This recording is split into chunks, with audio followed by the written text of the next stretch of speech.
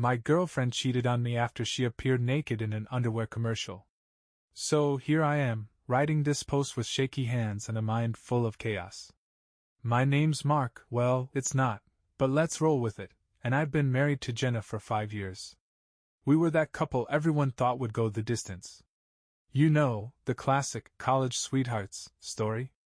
We met in a philosophy class neither of us cared about but stuck it out because we found each other.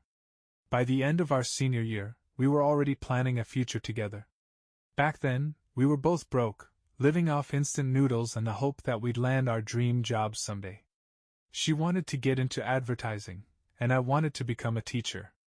We weren't just partners, we were a team. If one of us stumbled, the other was there to pick them up. Or at least, that's how it felt. The first few years of marriage were great. Sure, we had our ups and downs like anyone, but I always believed we had something special. Jenna's sharp wit kept me on my toes, and her ambition inspired me to work harder. We had this rhythm: date nights on Fridays, lazy Sundays in bed, inside jokes no one else understood. But lately? Things have been different. I don't even know how to describe it. At first, it was subtle, so much so that I barely noticed it. Jenna started spending more time on her phone, which wasn't unusual for someone in her field. But instead of casually texting or scrolling, she'd angle her phone away from me or quickly lock the screen if I walked by. I didn't think much of it at first. People deserve privacy, right? But then it started happening more frequently. She'd step out of the room to take calls, saying it was work stuff. If I asked about her day, she'd give me vague answers like, "Oh, just the usual," or, "It's been busy." Busy doing what? I wondered, but I didn't want to be that husband, the one who questions every little thing. Then the late nights started. Jenna's agency landed a major campaign, and she told me it required long hours at the office. Again, it seemed reasonable. She's always been career-driven, and I was proud of her for landing a great gig. But something didn't sit right. Jenna's always been the type to complain about staying late at work, yet now she was coming home at 11 p.m. with this strange energy, like she was glowing.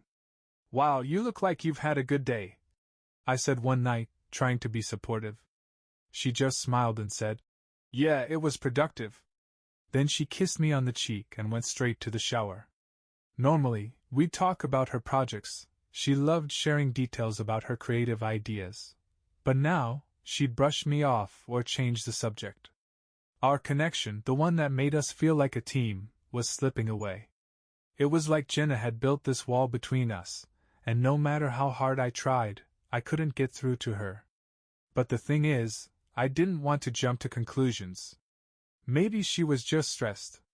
Advertising's a tough field, and the pressure to succeed can weigh heavy on anyone. I started making excuses for her behavior. "She's working hard for us. She's just tired. I'm probably imagining things." Still, there were moments that gnawed at me. Like the time I suggested a weekend getaway to recharge. She used to love those trips, even if we just stayed in a cheap cabin and hiked for a couple of days. But when I brought it up, she barely looked up from her phone. "I don't think I can take time off right now," she said, her tone flat. "Not even a weekend?" I pressed, trying to keep the disappointment out of my voice. She sighed. "Mark, I'm swamped. Can we talk about this later?" "Yeah, sure," I said, forcing a smile. Later never came. The little things that used to make our marriage feel solid, sharing a laugh while cooking dinner, random texts saying, "I love you," her curling up next to me during movie nights, were fading away. I didn't want to believe something was wrong, but I couldn't shake the feeling that Jenna was slipping through my fingers. I tried to ignore it, to push the doubt to the back of my mind, but it's like my gut was screaming at me. Something wasn't right. I just didn't have the proof to confront her, or the courage to be honest. The tipping point came one Friday night. I was cleaning up after dinner while Jenna sat on the couch, glued to her phone as usual. Suddenly, she laughed, a soft, almost flirtatious chuckle. I turned to look at her, but she quickly locked her screen and stood up. "I'm going to bed early," she said, avoiding eye contact. "Everything okay?" I asked, trying to sound casual. Yeah, just tired. Good night. And with that, she disappeared into the bedroom, leaving me standing there, dish towel in hand, wondering what the hell was going on. That night I barely slept. My mind was a whirlwind of questions. Was I being paranoid? Or was there something Jenna wasn't telling me? I hated feeling like this, like some insecure teenager, but the cracks in our relationship were becoming impossible to ignore. Looking back, I wish I'd trusted my instincts sooner. Because what I discovered later, it changed everything. The morning after Jenna's unusual behavior, I woke up with a pit in my stomach. I told myself I was being ridiculous, that I should trust her. But that nagging feeling wouldn't go away.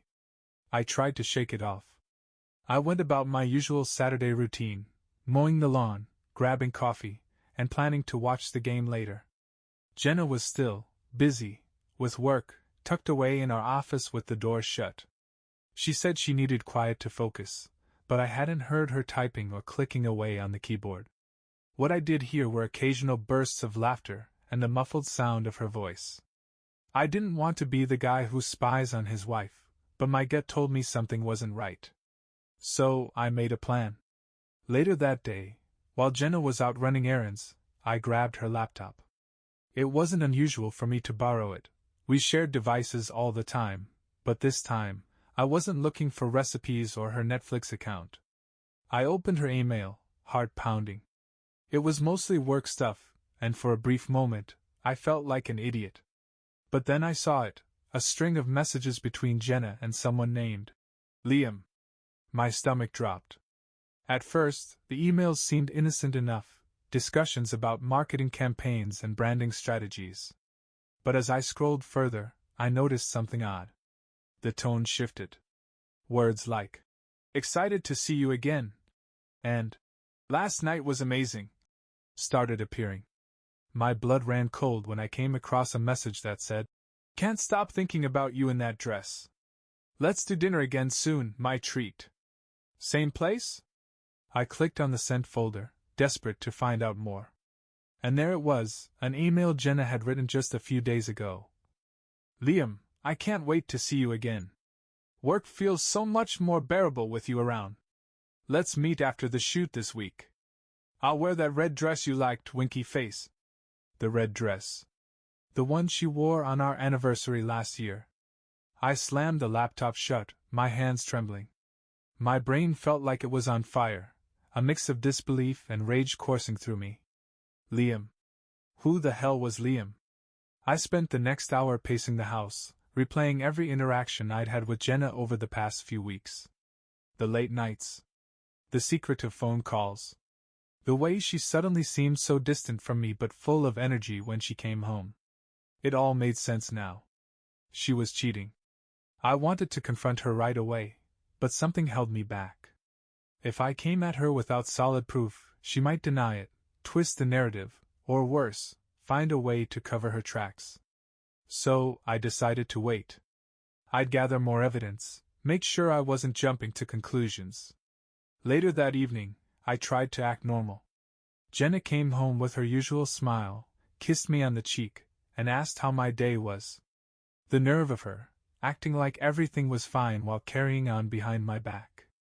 As we sat on the couch, her phone buzzed. She glanced at the screen, her smile faltering for a split second before she placed the phone face down. "Who's that?" I asked, feigning casual interest. "Just work," she said quickly, standing up. "I'll be right back." She walked into the kitchen, and I watched as she swiped her phone open and started typing furiously. I couldn't see the screen, but her body language said it all. Whatever she was doing, she didn't want me to see it. When she went to bed early again that night, I took my chance. I grabbed her phone from the counter and unlocked it. I knew her passcode. She wasn't exactly cautious about it. There it was. Dozens of texts between her and Liam. They weren't just flirting, they were making plans to meet at a hotel the following week. Liam was apparently a creative director at her agency, someone she'd been working closely with on a big campaign. The texts made it clear this wasn't a one-time thing. It had been going on for months. Can't wait to see you again. You always know how to make me laugh. One text read. You're incredible. I've never felt this way before. Jenna had replied. My chest tightened as I scrolled further, finding pictures she'd sent him, selfies and outfits she never wore around me, smiling in a way I hadn't seen in years. I felt sick.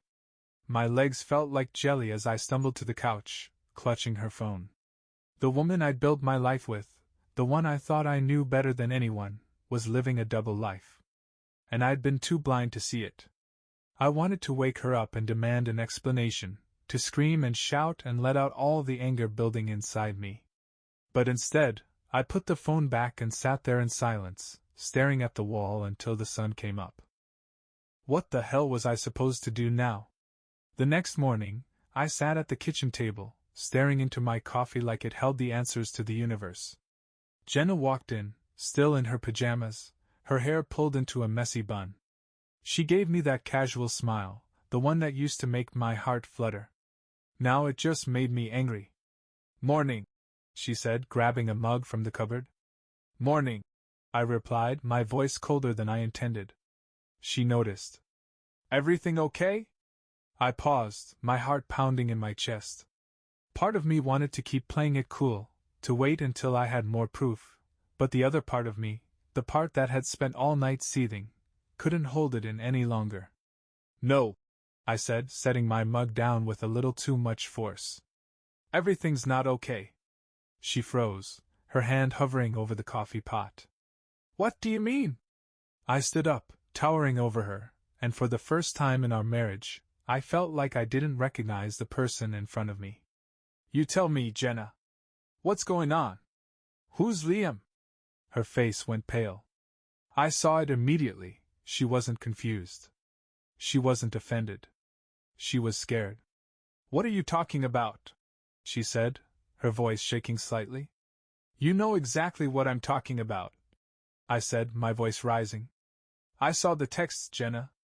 I know about the dinners, the hotel plans. I know you've been lying to me for months. Her eyes widened, and for a moment, I thought she might actually try to deny it.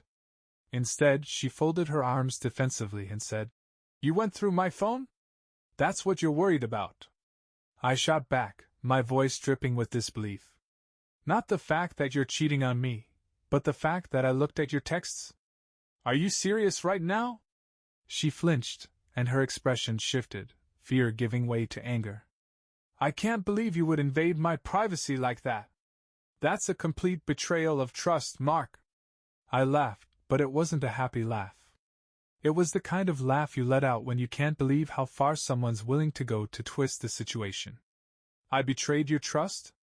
That's rich coming from someone who's sneaking around behind my back. Jenna opened her mouth to say something, but no words came out. She looked down at the floor, her arms tightening around herself. It's not what you think, she finally mumbled. Oh, really? I said, my voice laced with sarcasm. Then why don't you enlighten me? Because from where I'm standing, it looks like you've been hooking up with your coworker while I've been sitting at home like an idiot. Her shoulders slumped, and she sighed. It's complicated. Complicated? I repeated, shaking my head. No, Jenna. It's actually pretty simple. You're married. You made vows. And then you decided they didn't matter. For a moment, the only sound in the room was the ticking of the clock on the wall. Then she said, It wasn't supposed to happen. Liam and I just connected. I didn't plan for it to go this far. Wow, I said, stepping back. That makes me feel so much better. Thanks for clearing that up. Mark, listen to me. No, Jenna, you listen to me. I interrupted, my voice shaking with anger. You had every chance to talk to me, to tell me if something was wrong, if you were unhappy. But instead, you chose to lie to me, to betray me. And for what? Some guy at work who sends you flirty texts? Her eyes filled with tears, but I wasn't moved. Not this time. I didn't mean to hurt you, she whispered. Yeah, well, you did, I said, my voice breaking. She reached out to touch my arm, but I pulled away. Don't, I said. I can't do this right now. I walked out of the kitchen, grabbed my car keys, and left the house. I didn't know where I was going, anywhere but there. My hands gripped the steering wheel tightly as I drove aimlessly, my mind racing. This was the woman I'd promised to spend my life with. The woman I thought I could trust with everything. And she'd thrown it all away for some office fling. I pulled into an empty parking lot and sat there for what felt like hours, staring out the windshield. My emotions swung wildly, from anger to sadness to confusion and back again. I couldn't wrap my head around how we'd gotten here. When I finally returned home that evening, Jenna was sitting on the couch, her eyes red and puffy. She looked up as I walked in, but I didn't say a word. I just went to the guest room and shut the door behind me. That night, I lay awake, staring at the ceiling, wondering what the hell I was supposed to do next. The next morning, the air in the house was thick, heavy with everything left unsaid. I could hear Jenna moving around in the kitchen, the clinking of dishes and the faint hum of the coffee machine. It was surreal, almost absurd, how normal everything sounded when nothing was normal anymore. I stayed in the guest room, staring blankly at the ceiling, my thoughts swirling. Part of me wanted to storm out there and demand answers, to force her to explain why she had done this to us. But another part of me, a tired, broken part, just wanted to avoid her entirely. Eventually, I dragged myself out of bed and into the shower. The hot water didn't do much to ease the ache in my chest, but it gave me time to think. What was I supposed to do now? Was there even a way forward? When I finally stepped into the kitchen, Jenna was sitting at the table, cradling a mug of coffee in her hands. She looked up at me with a mixture of guilt and hope, like she thought maybe I'd be ready to talk. I wasn't. "Morning," she said softly, her voice tentative. I didn't reply. I just grabbed a mug, poured myself some coffee, and leaned against the counter, keeping as much distance between us as possible. "Mark, please," she said after a long silence. "We need to talk." I set my mug down a little harder than I meant to. "Talk about what, Jenna? About how you've been sneaking around with Liam while I've been busting my ass trying to keep this marriage together?" Her eyes filled with tears again, and I hated how much they still affected me.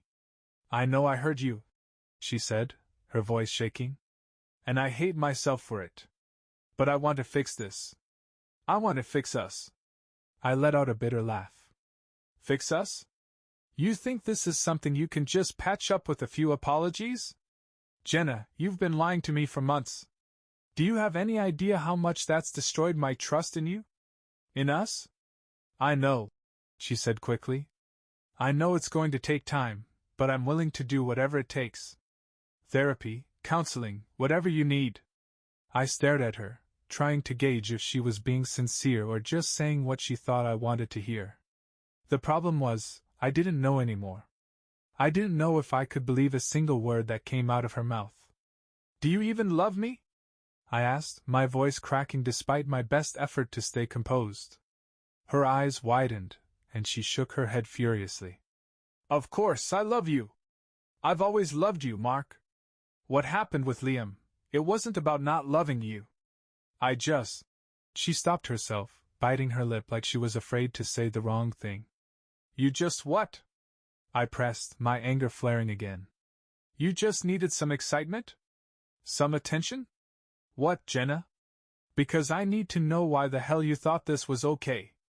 Tears streamed down her face as she tried to find the words. "I was lonely," she admitted finally, her voice barely above a whisper. "You've been so busy, so focused on work and everything else, and I felt like I wasn't a priority anymore. Liam made me feel seen, like I mattered." Her words hit me like a punch to the gut. I wanted to argue, to defend myself, but deep down, I knew there was some truth to what she was saying. I had been busy, throwing myself into work and other distractions. But that didn't justify what she'd done. Nothing did. "So this is my fault," I said, my tone icy. "You're saying I drove you to cheat because I was working hard to give us a good life?" "No," she said quickly, shaking her head. "That's not what I mean. I'm just trying to explain how it happened. I made a terrible mistake, Mark. But I want to make it right. I want to fix what I broke. I stared at her, searching her face for some sign of the woman I'd fallen in love with, the woman I thought I knew. She looked so desperate, so broken, but all I could feel was anger and pain. I don't know if we can fix this, I said finally, my voice hollow. I don't even know if I want to. Jenna flinched like I'd slapped her, and for a moment, I thought she might start crying again. But instead, she nodded slowly. I understand, she said, her voice trembling. I deserve that. The rest of the day passed in a blur. I couldn't be in the same room as her, so I went out for a long drive, hoping the open road would help clear my head. It didn't. No matter where I went or what I did, the same questions kept swirling in my mind. Could I forgive her? Did I even want to try? When I got home that evening, Jenna was sitting on the couch, staring blankly at the TV. She looked up as I walked in, but I didn't say a word. I went straight to the guest room and shut the door. That night, I lay awake again, the silence of the house pressing down on me like a weight. I couldn't keep living like this, trapped in this limbo of anger and heartbreak. Something had to change. The following morning, I woke up feeling like I'd been hit by a truck. The emotional weight of the past few days hadn't lessened, if anything, it was heavier. I stared at the ceiling, my mind swirling with questions that had no easy answers. Could I forgive Jenna? Could I ever trust her again? Was there anything left to save? When I finally emerged from the guest room, Jenna was already up, sitting at the kitchen table with her hands wrapped around a steaming mug. She looked like she hadn't slept, her eyes red and swollen. She glanced up when she saw me, her expression hopeful but cautious. "Good morning," she said softly. I nodded, keeping my distance. "Morning." For a while, we sat in silence, the unspoken tension hanging in the air like a storm cloud. I could tell she wanted to say something, but I wasn't ready to hear it. After finishing my coffee, I cleared my throat. "I need to go for a walk." Jenna blinked, her face falling slightly. "Okay. Do you want me to come with you?" "No," I said a little too quickly. "I just need some time to think." She nodded, looking down at her mug as I grabbed my coat and left. The crisp morning air hit my face as I walked aimlessly through the neighborhood. My mind replayed every moment of our confrontation, every word Jenna had said. I was lonely. Liam made me feel seen. I couldn't stop dissecting it, turning it over and over like a puzzle I couldn't solve. It hurt to admit, but part of me understood where she was coming from. I had been distant lately, throwing myself into work and neglecting the little things that made our relationship special. But that didn't excuse what she'd done. If she'd felt neglected, she could have told me. We could have worked on it together. I ended up at the park near our house, sitting on a bench overlooking the pond. A few kids were running around, their laughter echoing in the crisp autumn air. I thought about the life Jenna and I had built, the good times, the laughter, the dreams we once shared. Was it all worth throwing away because of this betrayal? But then I thought about the texts. The lies. The months she spent sneaking around with Liam, all while looking me in the eye and pretending everything was fine. That wasn't just a mistake, it was a choice she made again and again. I sat there for what felt like hours, wrestling with my thoughts. Every time I leaned toward trying to work things out, the image of her texting Liam would flash in my mind, and the anger would bubble up all over again. When I got home, Jenna was in the living room, pacing back and forth like she'd been waiting for me. She stopped when she saw me, her hands twisting nervously. "Mark," she started, her voice shaky. "I know I don't deserve it, but can we talk? Please?" I nodded, my throat tightening. "Yeah. Let's talk." We sat down on opposite ends of the couch, the space between us feeling like a chasm. Jenna took a deep breath, her hands clasped tightly in her lap. "I know I've hurt you in ways I can't even begin to apologize for," she said, her voice trembling. "And I know I've destroyed your trust in me. But I want you to know that I'm willing to do whatever it takes to make this right. Counseling, therapy, full transparency, anything you need. I love you, Mark. I don't want to lose us." I studied her face, trying to figure out if she was being genuine or just desperate to save herself. "Do you still have feelings for Liam?" I asked bluntly. Her eyes widened, and she shook her head vehemently. "No. No, I don't. What happened with him it was a mistake. A terrible, selfish mistake. It wasn't about love, it was about filling a void I didn't know how to deal with." I nodded slowly, her words sinking in. "You say you want to fix this, but how am I supposed to believe you won't do it again? How do I know this isn't just something you'll run to every time things get hard?" Tears welled up in her eyes, but she didn't look away. "I can't undo what I've done, Mark. And I can't promise I'll never make mistakes again. But I can promise you this: I will never take your trust for granted again. If you give me a chance, I'll spend the rest of my life proving to you that I'm worthy of it." Her words hung in the air, and for a moment, I felt a flicker of something, hope maybe? But it was quickly drowned out by the weight of everything that had happened. "I need time," I said finally, my voice low. "I can't make this decision right now. I need to figure out if I can move past this, or if it's too much." Jenna nodded, wiping her eyes. "I understand. Take all the time you need. I hope you know how much I love you." I didn't respond. I just stood up and walked back to the guest room, shutting the door behind me. That night, I lay in bed, staring at the ceiling once again. My mind was a whirlwind of conflicting emotions: love, anger, sadness, doubt. Could I forgive her?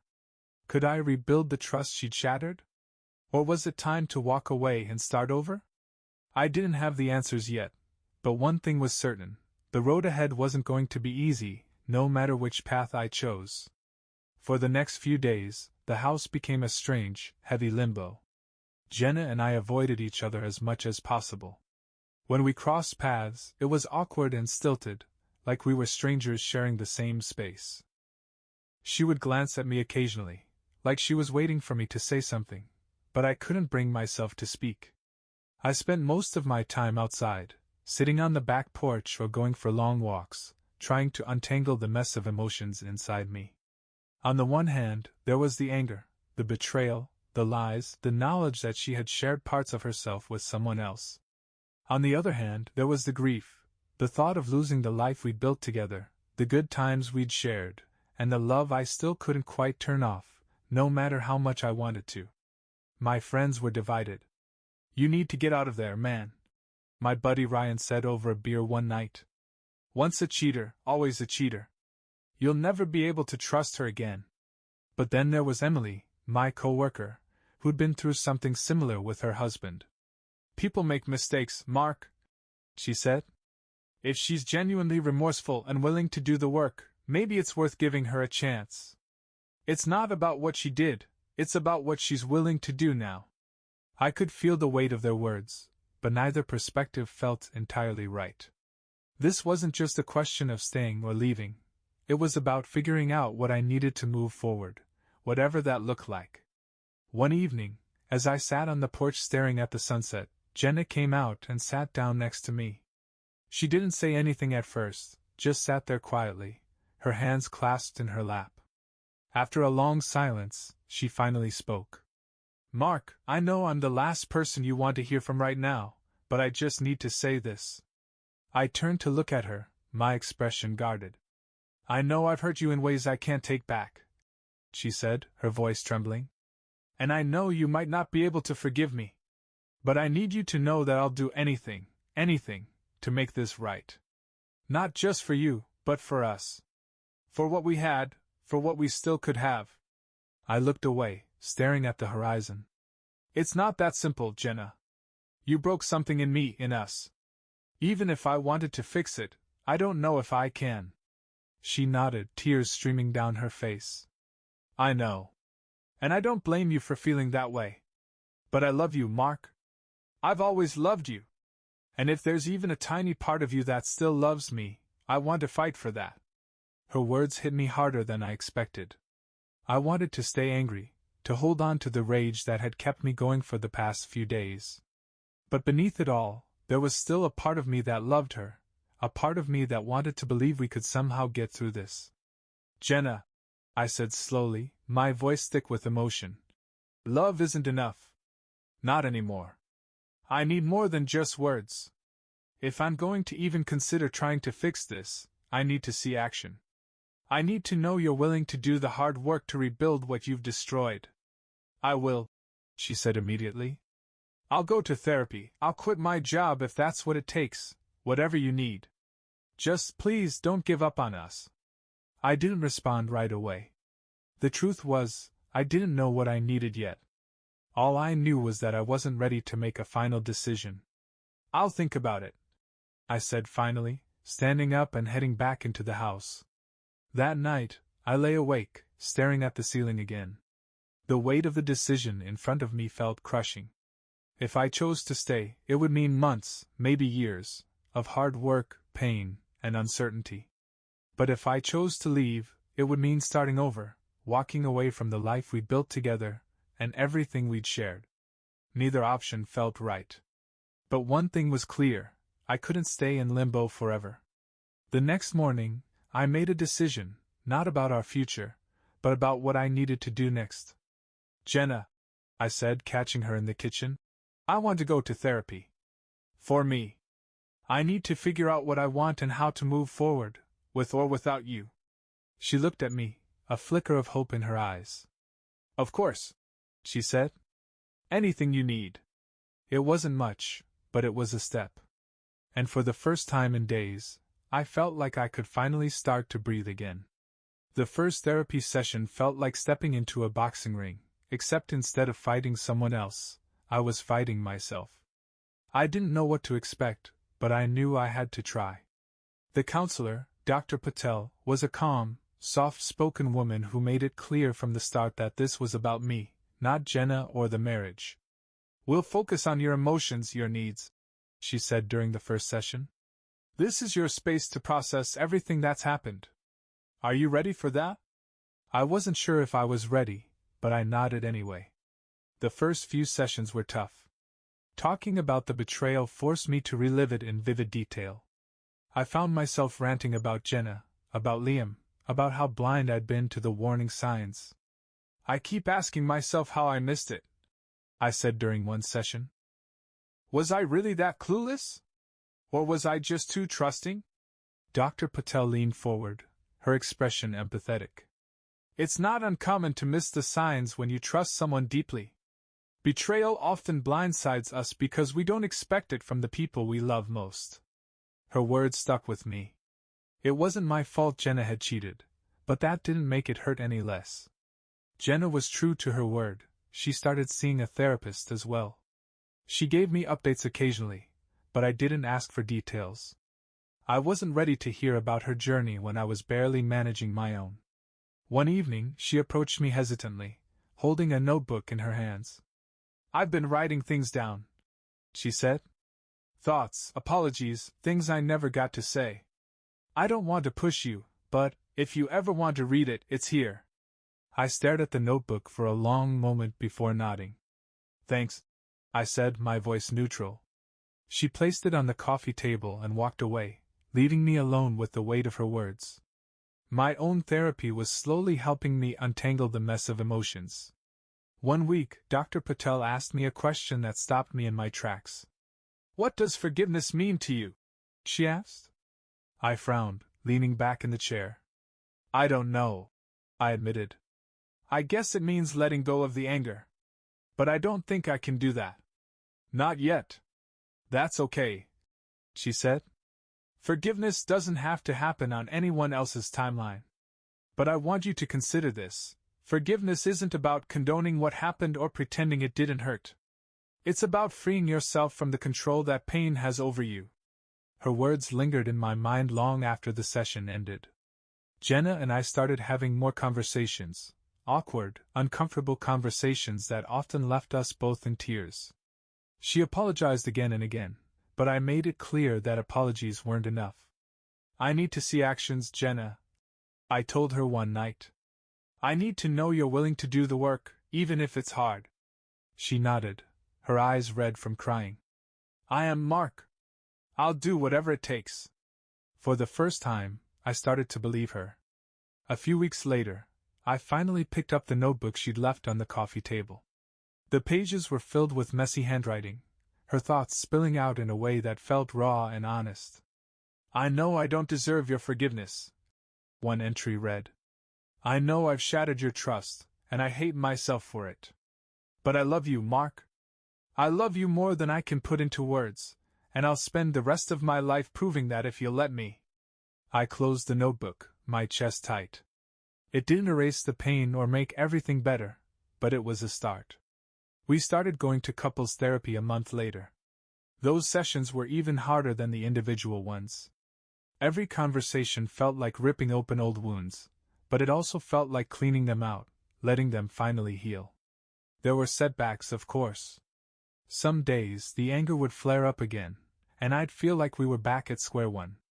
Other days we'd have moments of connection that reminded me why I fell in love with her in the first place. One night, after a particularly difficult session, Jenna reached for my hand as we sat in the car. I hesitated for a moment before letting her take it. I know this is going to take time, she said softly. And I know I have to earn your trust back. But thank you for not giving up on us yet. I didn't respond right away, but I gave her hand a small squeeze. The road ahead was still uncertain, but for the first time in weeks, I felt a glimmer of hope. Couples therapy wasn't anything like I expected. I thought it would be awkward and full of clichés about communication, but it turned out to be more like stepping into a battlefield, with a referee. Every session unearthed things I hadn't realized I was holding on to. Resentment I didn't know I had. Grief I hadn't let myself feel. Jenna surprised me too. I expected her to be defensive or full of excuses, but instead, she showed up ready to do the work. She didn't shy away from my anger or the hard questions. She admitted to things I hadn't even confronted her about yet, like how long the affair had been going on or the moments she could have stopped it, and chose not to. It wasn't about you, she said during one session, her voice trembling. I know that sounds like a cop-out, but it's the truth. It wasn't because you weren't enough, Mark. It was because I wasn't enough for myself. I was looking for validation in all the wrong places instead of facing my own insecurities. It was hard to hear, but it also made sense in a way I didn't want to admit. Jenna wasn't just trying to rebuild my trust, she was trying to rebuild herself. At home, things were different. We started spending time together again, small steps at first. Watching a movie in the same room. Cooking dinner together. Little things that used to be second nature but now felt monumental. One Friday night, I suggested we go for a walk, something we hadn't done in years. Jenna's face lit up with cautious hope. As we strolled through the neighborhood, the cool night air brushing against us, we talked about everything except the affair. For the first time in what felt like forever, it was just us, Mark and Jenna, without the weight of betrayal hanging over our heads. It feels nice, she said quietly, breaking the silence. What does? I asked. Just being here with you. I didn't think I'd ever get this back. I didn't respond right away. I wasn't ready to tell her that I felt the same, at least not yet. But deep down, I realized I was starting to. The milestones came slowly. One day, I laughed at one of her jokes without thinking about Liam. Another day, I reached for her hand during a movie. Each small gesture felt like laying a new brick in the wall we were rebuilding. But it wasn't all progress. There were setbacks too. One night, I had a nightmare about her texting Liam. I woke up in a cold sweat, my heart pounding. Jenna woke up too, immediately concerned. What's wrong? She asked, sitting up and touching my arm. I pulled away instinctively, the anger and hurt bubbling up again. I can't do this, I said, getting out of bed. Mark, please, she said, her voice breaking. Talk to me. I turned to face her, my fists clenched. Do you know what it's like to see you every day and wonder if I'll ever really trust you again? To feel like every smile, every touch, could just be another lie?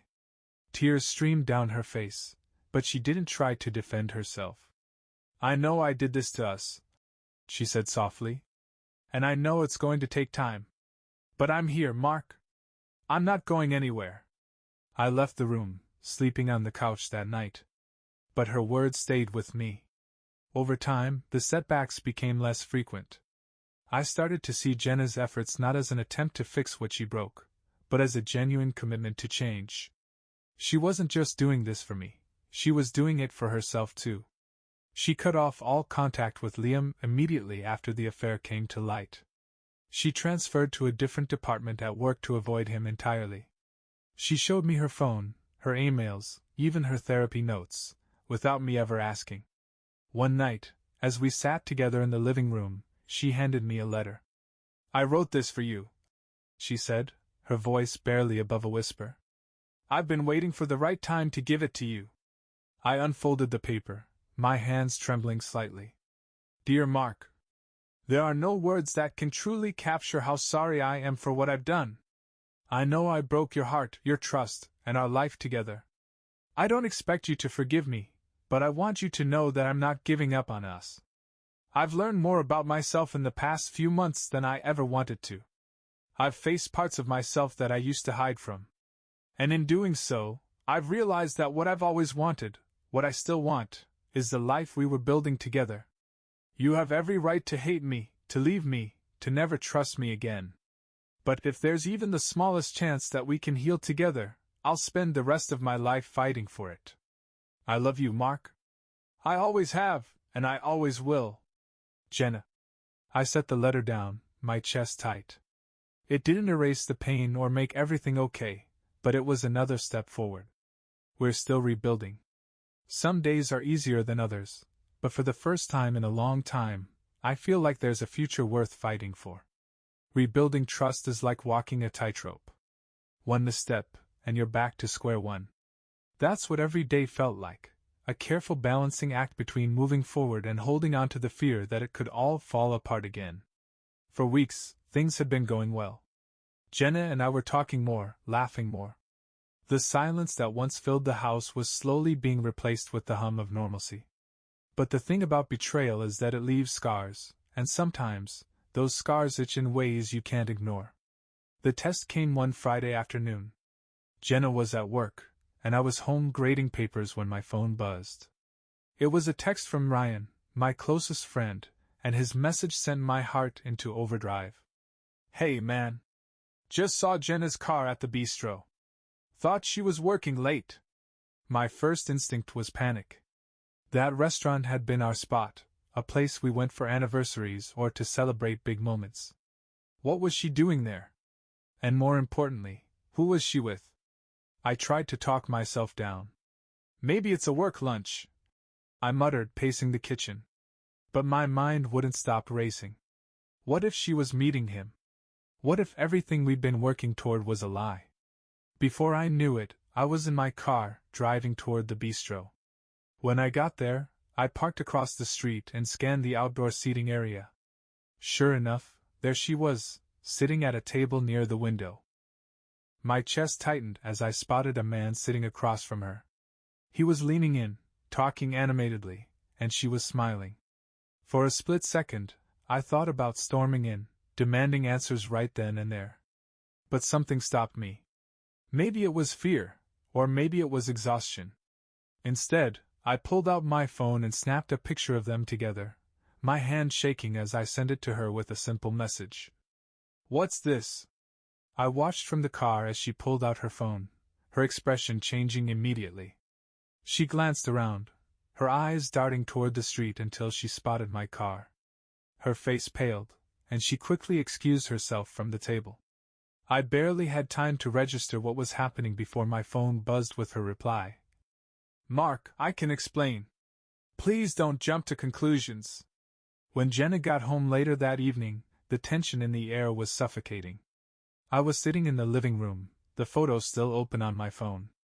She walked in, setting her purse down carefully, her eyes filled with a mix of guilt and determination. "Mark," she said softly, "can we talk?" I nodded, my jaw tight. "Start talking." She sat down across from me, taking a deep breath. "The man I was with is Greg, my new supervisor. He wanted to discuss an upcoming campaign, and he thought it would be nice to get out of the office." I raised an eyebrow. "At the bistro?"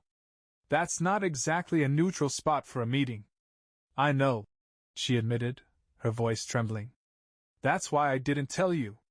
I was afraid you'd think the worst, and I didn't want to upset you over something that was completely innocent. Innocent? I said, my voice rising. Do you have any idea what it felt like to see you there, smiling like nothing's happened? How am I supposed to believe you, Jenna? After everything? Tears welled up in her eyes, but she didn't look away. I know I've given you every reason not to trust me, she said. But I swear to you, Mark, there's nothing going on. I haven't spoken to Liam since the affair ended, and I would never do anything to hurt you again. I know I have to earn your trust, and I'm willing to do that, no matter how long it takes. Her words sounded sincere, but my chest was still tight with anger and doubt. I wanted to believe her, but believing her felt like jumping off a cliff without a parachute. Later that night, I sat alone in the guest room, staring at the photo on my phone. Was I being paranoid? Or was my gut trying to tell me something? I thought about everything Jenna had done since the affair came to light, her openness, her willingness to go to therapy, the small ways she tried to rebuild what she broke. She'd been consistent, but consistency wasn't the same as trust. Dr. Patel's words echoed in my mind. Forgiveness doesn't mean erasing the pain. It means choosing to move forward despite it. I wasn't sure if I was ready to forgive, but I knew one thing. I couldn't keep letting my fear dictate every moment of my life. The next morning, I called Jenna into the living room. She sat down, looking nervous, and I took a deep breath. I'm choosing to believe you, I said, my voice steady but firm. Not because it's easy, but because I want to. But Jenna, if you ever break that trust again, we're done. No more chances. Her face crumpled with relief, and she nodded quickly. I understand. Thank you, Mark. I promise I won't let you down. It wasn't a perfect solution, and I still felt like I was walking a tightrope. But for the first time in a long time, I felt like we were moving forward, one cautious step at a time. For the first time in what felt like forever, I allowed myself to hope. It wasn't a big, sweeping hope, more like a cautious ember flickering in the darkness. I decided to believe Jenna, but that belief came with conditions, boundaries, and a new sense of self-preservation I hadn't had before. The days that followed were a strange mix of normalcy and vulnerability. Jenna and I were finding our rhythm again, but it was a slower, more deliberate process. Every interaction felt like laying a brick in the foundation of something new. One Saturday morning, she surprised me by suggesting we go for a hike, a callback to the early days of our relationship when we'd spend entire weekends exploring trails and getting lost in the woods. I know it doesn't fix anything, she said as we packed water bottles and snacks. But I thought it might be nice to do something normal. I hesitated, then nodded. Yeah, let's do it. The hike started out quiet, each of us lost in our thoughts. The trail was surrounded by tall trees, their leaves a fiery mix of reds and oranges, the kind of beauty that makes you stop and catch your breath. Do you remember the first time we did this? Jenna asked after a while. That trail near campus? You brought that ancient map because your phone battery was dead. I chuckled despite myself. Yeah, and we still managed to get lost for 3 hours. She laughed, a sound I hadn't heard in what felt like ages. For a moment, it felt like the weight we'd been carrying had lifted, even if just for a little while. After the hike, we stopped at a small diner on the way home. Over burgers and fries, we talked about everything except the affair, our favorite memories, funny stories from work, even our dream vacation destinations. It felt good. Almost normal. But as we drove home, the reality of what we were working through crept back in. The closer we got to the house, the more I felt that familiar tension building in my chest. That evening, Jenna brought out a bottle of wine and suggested we sit on the back porch. As we sipped our glasses, she turned to me with an expression I couldn't quite read. Mark, can I ask you something? She said hesitantly. Sure, I said, bracing myself. When you said you believed me about Greg, was that true? Or were you just saying it because it felt easier than arguing? Her question caught me off guard. For a moment, I wasn't sure how to answer. But if there was one thing I'd learned from therapy, it was the importance of honesty. It was true, I said slowly. But that doesn't mean I'm not scared. Trusting you again is one of the hardest things I've ever done. But I'm trying, Jenna. I really am. She nodded, tears glistening in her eyes. I know it's going to take time. I want you to know how grateful I am that you're even willing to try. That night, as I lay in bed, I realized something important. Rebuilding wasn't just about Jenna proving herself to me. It was about me learning to trust my own judgment again.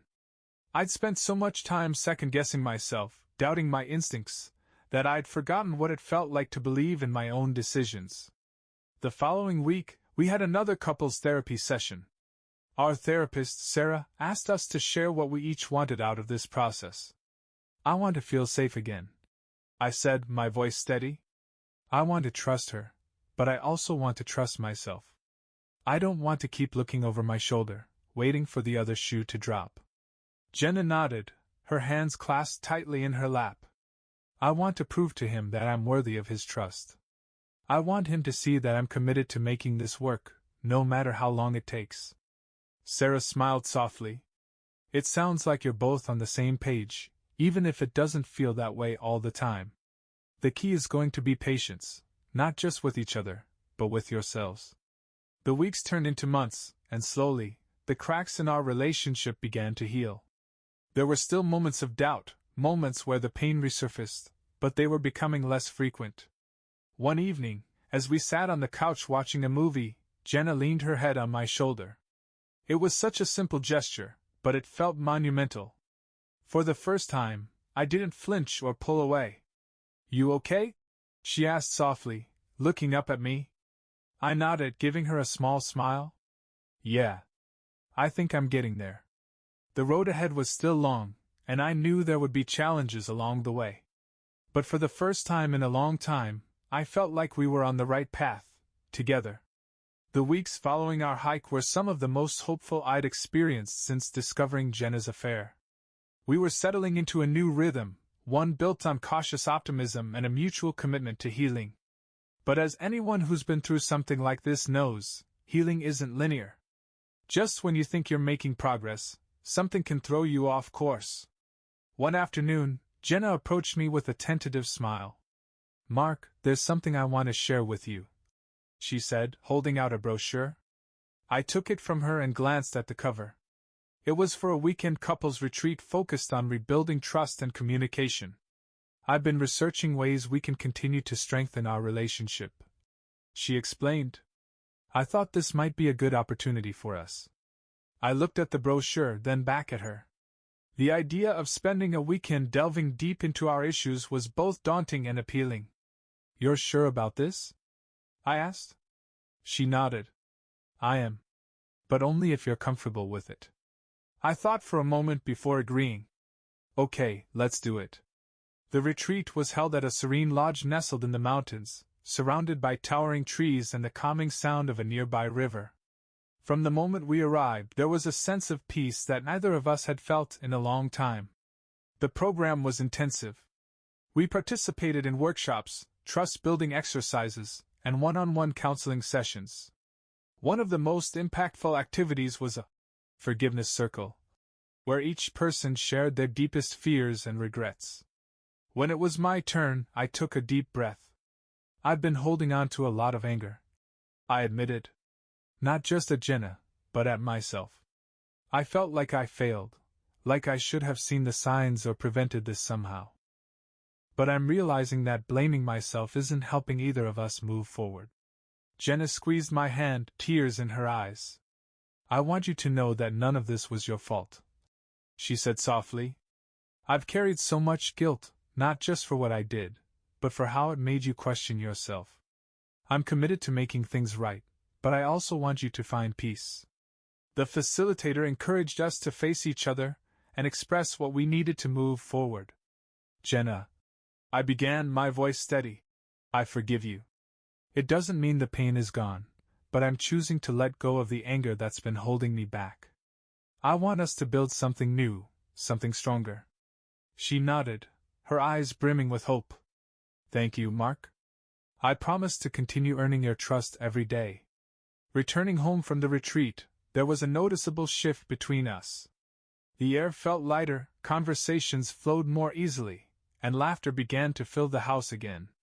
We started making plans for the future, talking about trips we wanted to take, hobbies we wanted to pick up together, and even small home improvement projects.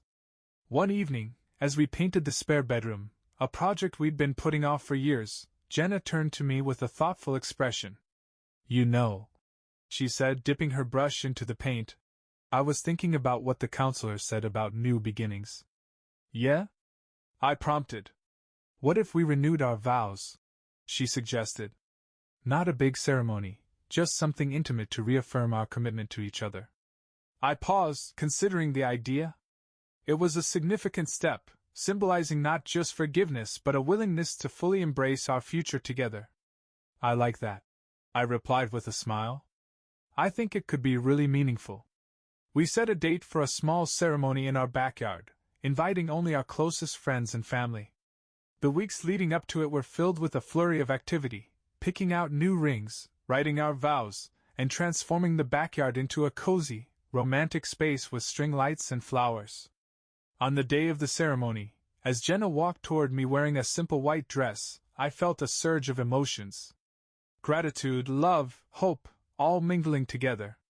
When she reached me, we both took a moment to just breathe and take it all in. I stand here today, she began, grateful for the second chance you've given me. I promise to be honest, to communicate openly, and to cherish the love we share. You are my partner, my best friend, and I'm committed to walking this path with you, wherever it leads. When it was my turn, I looked into her eyes and spoke from the heart. Jenna, we've been through storms I never imagined we'd face, but standing here with you now, I know there's nowhere else I'd rather be. I promise to trust in our journey, to keep my heart open, and to build a future together that's even stronger than our past. Our friends and family cheered as we exchanged rings and shared a kiss. It wasn't just a celebration of our relationship, it was a testament to the work we'd put in to rebuild it. That night, as we sat together under the stars, Jenna rested her head on my shoulder. Thank you for believing in us, she whispered. I wrapped my arm around her. Thank you for fighting for us. For the first time in a long while, I felt a profound sense of peace. The road had been long and fraught with challenges, but we'd navigated it together. And while I knew there would still be hurdles ahead, I was confident that we had the tools and the commitment to face them side by side. The weeks following our vow renewal felt like the dawn after a long storm. For the first time in months, maybe years, our relationship felt steady. It wasn't perfect. There were still moments of doubt and occasional flares of insecurity. But the difference was, we were facing those moments together instead of letting them pull us apart. One of the biggest changes was how we communicated. The walls that had once separated us were gone. Jenna no longer hid her phone or angled it away when a notification popped up. If she got a message while we were together, she'd show it to me without me asking, and though I told her she didn't have to, she insisted. I want you to feel secure, she said one evening as she handed me her phone to read a text from a coworker. I don't want there to be any question about where my loyalty lies. At first it felt strange, like I was intruding on her privacy, but over time, it became part of our routine. Slowly, I started trusting her again. We also started carving out more time for each other. Friday nights became date nights.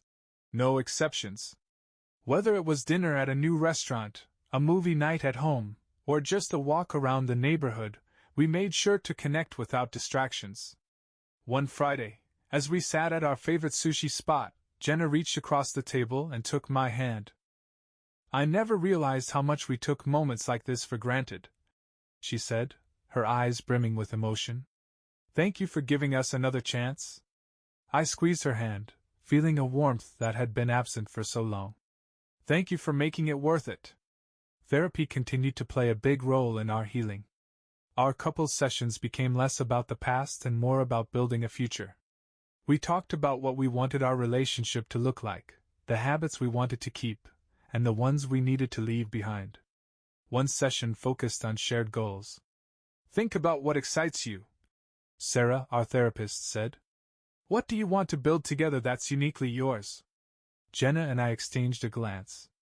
I've been thinking about volunteering, she said hesitantly. There's a local nonprofit that helps kids with creative projects, and I thought maybe we could do it together. You've always loved teaching, and I could bring in my advertising skills. It was a small idea, but it sparked something in me. I'd like that, I said. Let's look into it. As the months passed, the scars of the affair began to fade, not completely, but enough that they didn't dominate our lives anymore. We focused on creating new memories, building a foundation that felt stronger than what we'd had before. One evening, as we sat on the porch watching the sunset, Jenna turned to me with a thoughtful expression. Do you ever think about what would have happened if I hadn't told you the truth? She asked softly. I thought for a moment before replying. Sometimes. But honestly, I think it would have come out eventually. Secrets have a way of surfacing. She nodded. I hate what I did, Mark. I hate that I hurt you. But in a strange way, I'm grateful for what it forced us to confront. I don't think we'd be here like this if we hadn't gone through it. I looked at her, seeing the sincerity in her eyes. Me too, I admitted. It's not the path I would have chosen, but it's brought us to a better place. That night, as we lay in bed, Jenna rested her head on my chest. Do you think we're okay now? She asked quietly. I ran my fingers through her hair, thinking carefully before answering. I think we're better than okay. I think we're building something real, something that can last. She smiled against my chest, and for the first time in years, I felt a deep sense of contentment. Rebuilding after betrayal isn't a straight line, and it's not something you ever fully finish. There are still moments when the memories resurface or when doubt creeps in unexpectedly. But what matters is how we handle those moments, how we choose to lean on each other instead of letting the fear pull us apart. The road has been long, and it hasn't been easy. But sitting here now, with Jenna by my side, I can honestly say it's been worth it. A year after Jenna's affair came to light, we were finally starting to feel like partners again, not the perfect couple, but a couple who had fought through the worst and come out stronger. The key difference wasn't just that we loved each other, but that we were actively choosing each other every day. The nonprofit project Jenna had mentioned during therapy became a significant part of our lives. On Saturday mornings, we'd head to a community center where kids worked on creative projects like murals, music, and writing. Jenna taught workshops on branding and storytelling, and I helped with educational programs. One day, as we were leaving the center, one of the kids ran up to us with a big smile. Thanks, Mr. Mark and Ms. Jenna, he said, holding up a drawing he'd been working on. This is for you. It was a simple sketch of two stick figures holding hands, standing under a tree. It wasn't the most detailed artwork, but something about it hit me deeply. Thanks, buddy, I said, ruffling his hair. As we walked to the car, Jenna glanced at me. You okay? I nodded, smiling. Yeah. I think I'm starting to feel like we're doing something bigger than just fixing us. That sense of unity carried over into other areas of our lives. We started tackling projects we'd been putting off for years, remodeling the kitchen, planting a garden in the backyard, and even planning a road trip through the national parks we'd always talked about visiting. The road trip, in particular, felt like a milestone. It was a chance to leave the weight of the past behind, even if just for a little while. On the second night, we camped by a lake under a sky full of stars. As we sat by the fire, Jenna leaned against me. This feels good, she said softly. Yeah, it does, I replied, staring at the flames. After a moment, she said, Do you think about it much anymore? The affair? Her question caught me off guard, but I appreciated her honesty. Sometimes, I admitted. It's not something you just forget. But it doesn't control me anymore. I think about where we are now and how far we've come, and it outweighs the pain. She nodded, her eyes glistening in the firelight. I'll never stop being sorry for what I did. But I'm grateful for the chance to make things right. You've given me more than I deserve, Mark. I turned to her, taking her hand in mine. What you deserve is to move forward with me. We can't change the past, but we've built something better than I ever thought we could. When we returned home, life settled back into its rhythm, but it didn't feel mundane. It felt solid. One evening, as we sat on the couch flipping through old photo albums, Jenna pointed to a picture from our first anniversary, both of us grinning, covered in flour from the disastrous attempt at baking a cake. We were such a mess, she said with a laugh. We still are, I replied with a smirk. She looked at me, her smile softening. But we're our mess. I kissed her forehead, realizing she was right. In the months that followed, we continued to grow, not just as a couple, but as individuals. Jenna's therapy helped her unpack the insecurities that had led her down the path of infidelity, and I worked on trusting my instincts and setting boundaries. We also made a conscious effort to stay connected, weekly check-ins where we'd ask each other how we were feeling, what we needed, and what we could do better. It wasn't always easy, but it was worth it. One night, as we sat on the porch watching the sunset, Jenna took my hand. Do you think we'll ever stop working at this? She asked. I shook my head. I hope not. That's what makes it strong, never taking it for granted. She smiled, leaning her head against my shoulder. I like that. Strong sounds good. For the first time in a long while, I felt like we weren't just rebuilding something broken, we were building something new, something stronger than before. The road wasn't over, but it was ours. And for the first time in years I felt like we were walking it together, hand in hand, ready for whatever came next. By the time our second anniversary since the affair rolled around, it was clear that Jenna and I had turned a significant corner. The ghosts of the past still lingered occasionally, but they no longer haunted every interaction. The pain had softened into something manageable, something that reminded us where we'd been but didn't dictate where we were going. We decided to celebrate by revisiting the place where we spent our honeymoon, a small cabin by the lake. It was a gamble. Returning to a place so tied to the early days of our love could have stirred old wounds, but it felt right. The cabin hadn't changed much, but we had. Do you remember how we tried to cook that fish you caught? Jenna said, laughing as she unpacked groceries. I still maintain that it was edible, I replied, grinning. She rolled her eyes. Mark, it was charcoal with fins. Her laugh was infectious, and for a moment, I felt like we were those newlyweds again, naive but full of hope. One evening during the trip, we sat on the dock, our feet dangling above the water as the sun dipped below the horizon. I've been thinking, Jenna said, breaking the comfortable silence. Oh, I teased. She nudged me playfully. No, seriously. I've been thinking about how far we've come. It's not something I take lightly, Mark. I look at where we are now, and it's hard to believe we almost lost this.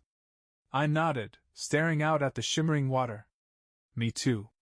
There were moments when I didn't think we'd make it. But I think that's what makes it matter more now. We didn't just coast into this, we fought for it. She turned to me, her expression serious. Thank you for fighting, even when I didn't deserve it. I met her gaze, my voice steady. And thank you for proving that it was worth the fight. After returning home, life resumed, but it didn't feel like we were slipping back into old habits. Instead, we were consciously building something better. Jenna and I found a rhythm in the everyday moments, cooking dinner together, sharing our days over coffee, and making time to just be. The mundane became meaningful because it was no longer taken for granted. The nonprofit work became a cornerstone of our new life. Watching Jenna interact with the kids was a reminder of why I fell in love with her in the first place. She had a way of making people feel seen, appreciated. It wasn't lost on me that she was channeling that energy into rebuilding our relationship as well. One Saturday, as we were packing up after a workshop, Jenna turned to me with a thoughtful expression. I was thinking, she said, what if we started our own program? Something focused on education and creativity. You could teach, I could handle the marketing, and we could make it something really special. I was taken aback, but in the best way. You're serious? She nodded. I've been looking into grants and resources.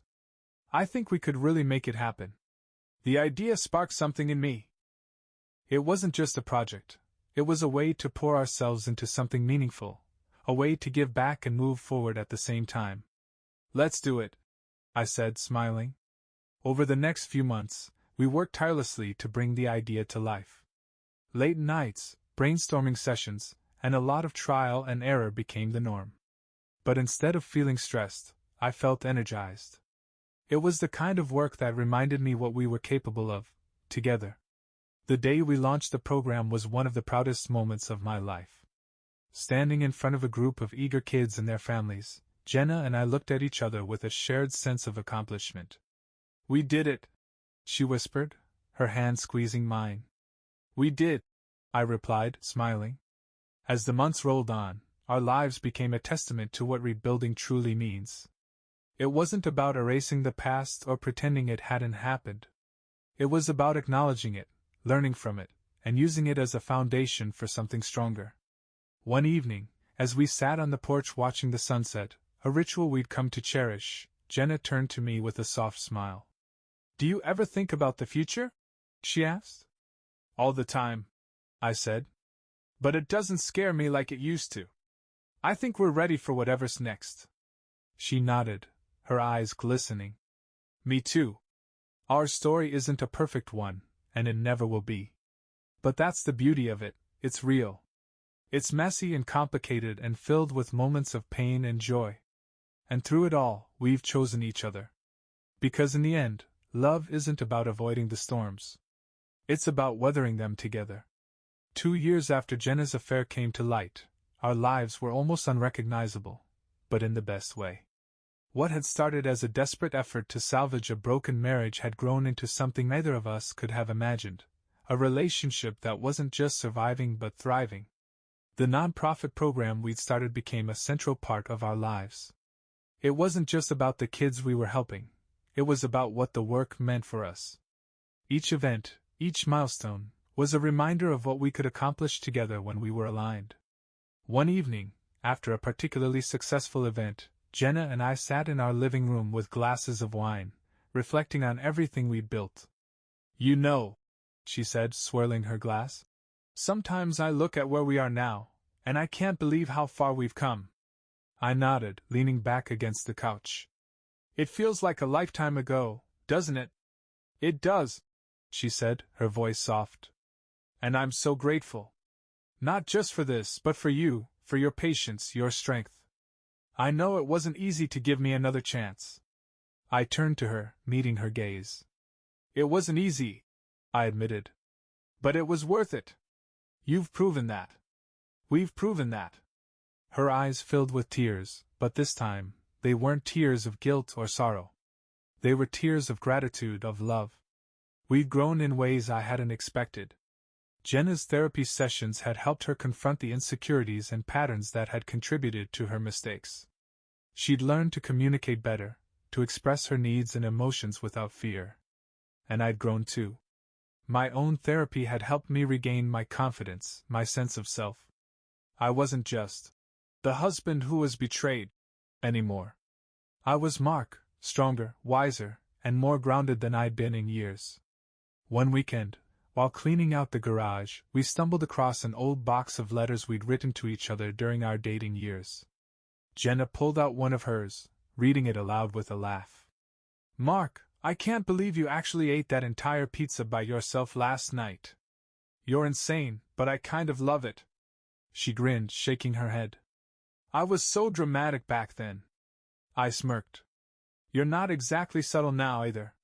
We spent the rest of the afternoon reading those letters, laughing and reminiscing about the early days of our relationship. It reminded us of how much we'd been through, not just the hard times, but the joyful ones too. Our relationship wasn't perfect, it never would be. There were still moments of doubt, still occasional flashes of pain when old memories resurfaced. But those moments were no longer defining. They were just parts of the tapestry we were weaving together. One night, as we lay in bed, Jenna turned to me with a thoughtful expression. Do you ever wonder if we would have gotten here without, everything that happened? She asked. I considered her question carefully. I think about it sometimes, I admitted. And honestly, I don't know. But what I do know is that we wouldn't be the people we are now if we hadn't gone through it. It's not the path I would have chosen, but I'm proud of where it's led us. She nodded, her eyes glistening. Me too. As the years rolled on, our love continued to evolve. It wasn't the love of our early days, naive, untested, and effortless. It was a love forged in fire, tempered by pain and shaped by choice. We didn't just rebuild what we'd lost, we created something entirely new. And in that, we found a strength we hadn't known we were capable of. One afternoon, as we worked in the garden together, Jenna looked up at me with a smile. You know, she said, wiping dirt from her hands, if someone had told me 2 years ago that we'd be here, like this, I wouldn't have believed them. I smiled back, feeling a deep sense of contentment. Neither would I. But I'm glad we didn't give up. She reached for my hand, squeezing it gently. Me too. Our story isn't one of perfection or fairy tale endings. It's a story of resilience, forgiveness, and the power of love to transform even the deepest wounds into something beautiful. Because in the end, love isn't about avoiding the hard times. It's about choosing each other through them, every single day.